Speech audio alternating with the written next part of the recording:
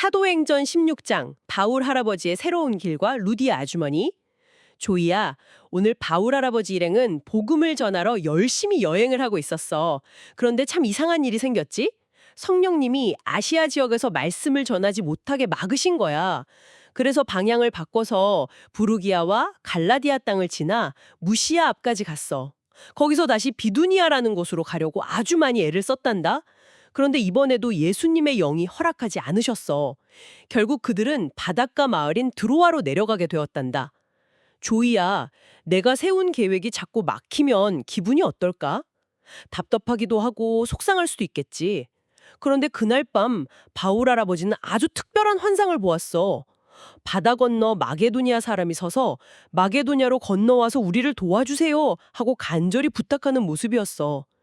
바울 할아버지는 내 계획이 막힌 것이 아니라 하나님이 마게도냐 사람들에게 복음을 전하라고 부르신 거라는 사실을 깨달았지. 그래서 바울 할아버지 일행은 곧바로 배를 타고 사모드라게를 거쳐 다음날 네아폴리에 도착했어. 그리고 마침내 마게도냐에서 아주 크고 중요한 성인 빌립보에 도착해서 며칠을 머물렀단다. 안식일이 되자 바울 할아버지 일행은 조용히 기도할 곳을 찾아서 성문 밖 강가로 나갔어. 거기서 모여있는 아주머니들에게 하나님의 말씀을 전했지. 그중에 루디아라는 아주머니가 있었어. 이 아주머니는 두아디라시에서 온 자주색 옷감 장사였고 평소에도 하나님을 잘 섬기는 분이었어. 아주 중요한 사실은 주님이 루디아 아주머니의 마음을 활짝 열어주셨다는 거야. 그래서 바울 할아버지의 말씀을 아주 잘 듣고 믿게 되었지. 루디아 아주머니와 온 가족이 다 세례를 받았어. 그리고 바울 할아버지 일행에게 자기 집에 머물러 달라고 간절히 부탁해서 함께 지내게 되었단다. 조엘 할아버지의 이야기를 쭉 들으면서 저는 머릿속에 아주 커다란 지도가 하나 딱 그려졌습니다. 커다란 지도요? 네, 바울 일행이 걸어갔던 길을 상상해보면 이게 단순히 동네 한 바퀴를 도는 산책이 아니었거든요.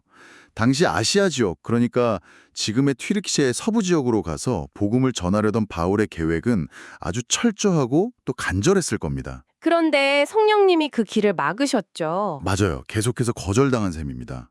곰곰이 생각해보면 이 상황 진짜 당황스럽고 지치는 일이에요. 우리가 차를 타고 몇 시간만 이동해도 피곤한데 바울 일행은 그 뜨거운 태양 아래서 무거운 짐을 지고 며칠, 아니 몇 주를 걸었을 거잖아요. 육체적으로도 완전히 방전된 상태였을 겁니다.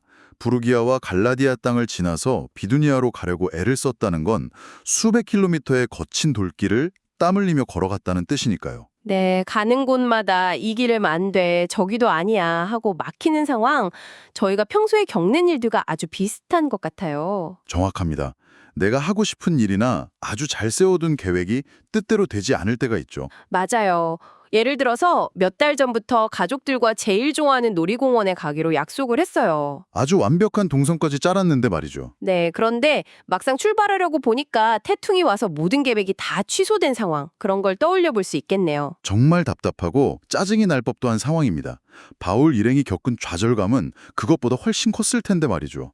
포기하고 싶을 만도 합니다. 저 같았으면 진작에 바닥에 주저앉아서 불평했을지도 몰라요. 왜 자꾸 길을 막으시냐고 하면서요.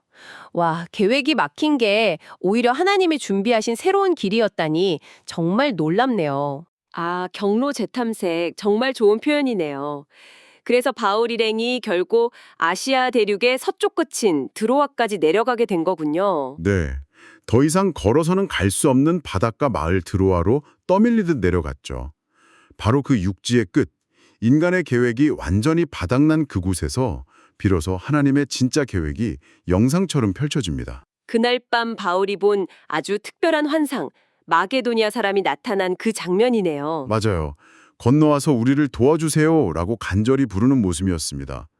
아시아나 비두니아로 가는 길을 다 막아버리신 이유가 바다 건너 전혀 다른 대륙, 즉 유럽으로 부르시기 위함이었다는 걸 깨닫는 순간이죠. 저는 사실 여기서 바울 할아버지의 반응 속도에 완전히 압도당했습니다. 어떤 부분에서 그렇게 느끼셨나요? 사실 그 당시에 배를 타고 험한 바다를 건넌다는 건 목숨을 걸어야 하는 엄청 위험한 일이었잖아요. 그러니까요. 저라면 환상을 보고 나서도 아니 저 험한 바다를 당장 건너라고요? 며칠만 쉬고 가면 안 될까요? 하고 망설였을 겁니다. 충분히 그럴 수 있는 상황입니다. 그런데 바울 할아버지는 불평은커녕 지체 없이 다음날 바로 배를 타고 네아폴리를 거쳐서 빌립보로 향합니다. 하나님의 뜻을 깨닫자마자 핑계대지 않고 곧바로 직진하는 행동력. 이게 진짜 순종이구나 싶더라고요. 지치 없는 순종. 그게 바로 바울의 위대한 점입니다. 그렇게 바다를 건너서 마침내 도착한 곳이 마게도냐의 첫 성인 빌립보였죠. 빌립보는 아주 크고 중요한 성이었다고 들었어요. 네, 로마 황제가 퇴역한 군인들을 살게 했던 작은 로마 같은 곳이었습니다. 자부심이 대단하고 콧대가 아주 높은 도시였죠. 유대인들이 모여서 예배할 회당조차 없을 만큼 우상 숭배가 가득한 곳이었습니다. 아, 그래서 안식일이 되었을 때 바울 일행이 회당을 찾지 못하고 성문 밖 강가로 조용히 기도할 곳을 찾아 나섰던 거군요. 그렇습니다. 그리고 바로 그 강가에서 이 거대한 여정의 진짜 이유를 만나게 됩니다. 빌립보에서 만난 첫 번째 성도, 루디 아주머니 말입니다. 루디아 아주머니. 성경은 그녀를 두아디라시에서 온 자주색 옷감 장사라고 구체적으로 소개하고 있죠. 네, 그냥 평범한 천을 파는 상인이 아니었습니다. 여러분, 이 부분에는 정말 재밌는 역사적 사실이 숨어 있습니다.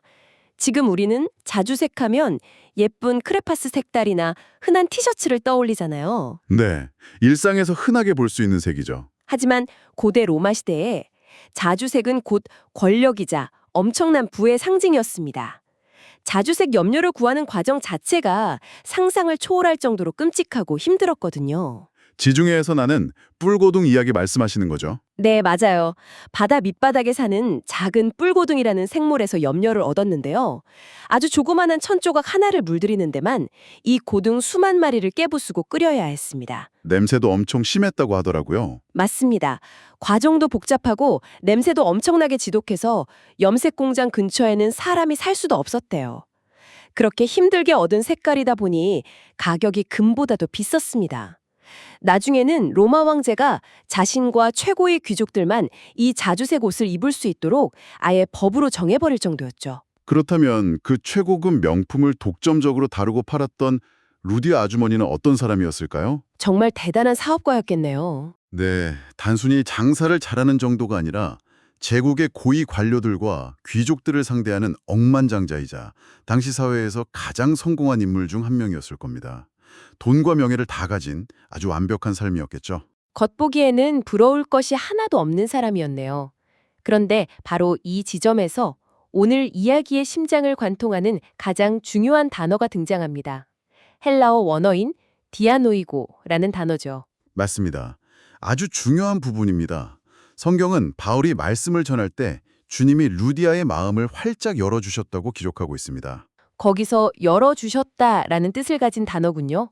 네, 여기서 쓰인 디아노이고라는 단어는 우리가 방문을 빼꼼히 열거나 바람이 통하게 살짝 틈을 두는 그런 종류의 열림이 아닙니다. 그럼 어떤 느낌인가요? 두꺼운 성벽에 거대한 양쪽 문이 좌우로 완전히 젖혀져서 닫혀있던 모든 것이 통째로 활짝 열리는 역동적이고 강력한 개방을 뜻합니다. 문이 양쪽으로 활짝 열린다는 뜻이라니 정말 멋지네요.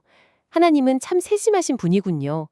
겉으로는 세상에서 제일 잘 나가는 성공한 여성이었지만 그녀의 마음 깊은 곳, 영적인 문은 무거운 빗장으로 굳게 닫혀 있었던 거잖아요. 네, 아주 견고하게 닫혀 있었겠죠. 돈이나 그 비싼 자주색 옷감으로는 결코 열 수 없는 그 마음의 문을 성령님께서 디아노이고 하셔서 복음이 비처럼 쏟아져 들어가게 하신 거네요. 정확합니다.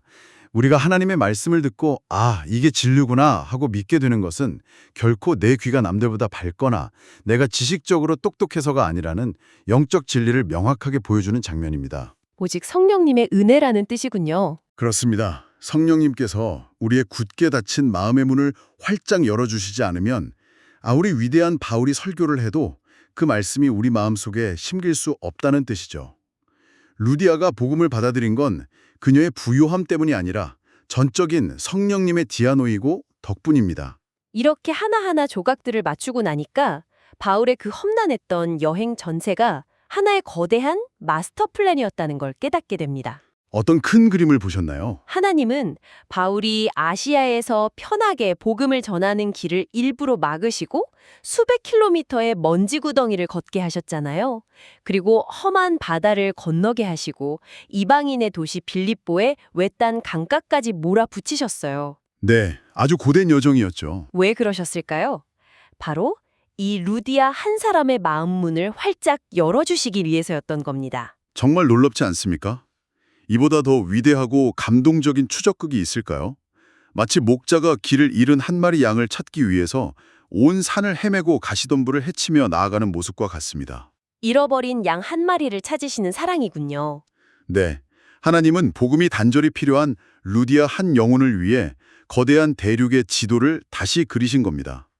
바울의 길이 막혔던 것은 실패가 아니라 잃어버린 양을 향한 하나님의 벅찬 사랑과 다급한 발걸음이었습니다. 옛날 루디아 아주머니뿐만 아니라 지금 이 이야기를 듣고 있는 우리 어린이 친구들 한 명 한 명에게도 그 크고 놀라운 사랑이 동일하게 향해 있다는 사실을 꼭 기억했으면 좋겠습니다. 정말 중요한 메시지입니다. 모두가 가슴에 깊이 새기면 좋겠네요. 네, 수천 킬로미터의 거리를 뛰어넘어 나 한 사람을 찾아오시는 하나님의 사랑이라니 정말 가슴이 뭉클해집니다. 그런데 여러분, 여기서 대화를 마무리하기 전에 한 가지 더 흥미롭고 짜릿한 생각을 해보게 되네요. 오, 어떤 생각인가요? 성경에 직접적으로 나와 있지는 않지만 한번 상상해 볼까요? 왜 하필 아시아의 상인인 루디아였을까 하는 점입니다. 아, 루디아의 특별한 위치 때문이군요. 아주 예리한 접근입니다. 루디아는 자주색 옷감을 팔기 위해서 로마 제국 곳곳을 여행하며 수많은 사람을 만나고 거래를 하던 글로벌 상인이었잖아요. 그녀에게는 유럽 전역을 아우르는 엄청난 네트워크가 있었을 겁니다. 사람들을 연결하는 아주 핵심적인 위치에 있었겠네요. 그렇죠. 하나님께서 바울의 길을 아시아에서 유럽으로 돌리셨을 때 단순히 한 사람의 영혼만 구원하신 게 아닐지도 모릅니다. 하나님은 유럽 대륙 전체에 복음을 퍼뜨리기 위해 가장 완벽한 인플루언서와 가장 확실한 연결고리인 루디아를 전략적으로 선택하신 게 아닐까요? 그녀의 장사 루트가 곧 복음이 퍼져나가는 놀라운 고속도로가 될 수 있었을 테니까요. 정말 멋진 통찰입니다. 내 길이 당장 막힌 것 같을 때 하나님은 우리가 상상조차 할 수 없는 이런 대륙 스케일의 그림을 그리고 계신다는 사실, 여러분도 스스로 한번 곰곰이 탐험해 보시기를 바랍니다. 네, 우리가 이해할 수 없는 순간에도 하나님의 크고 완벽한 계획은 진행되고 있다는 걸 믿어야겠습니다. 이제 이 모든 은혜롭고 경이로운 이야기들을 우리의 실제 삶에 어떻게 적용할 수 있을지 결단해 볼 시간입니다. 여러분, 내 마음대로 계획이 되지 않을 때 불평하지 않고 나를 가장 좋은 길로 인도하시는 예수님만 따라가기로 다짐해 보는 건 어떨까요?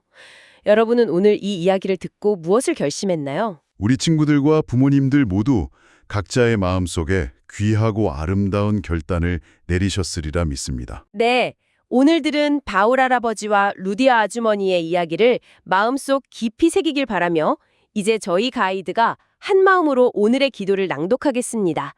차분하고 진심 어린 마음으로 함께 기도해 주세요. 사랑이 많으신 하나님, 바울 할아버지의 길을 인도하셔서 마게도니아로 이끄신 놀라운 이야기를 들었어요. 제 계획대로 일이 풀리지 않을 때 실망하지 않게 도와주세요.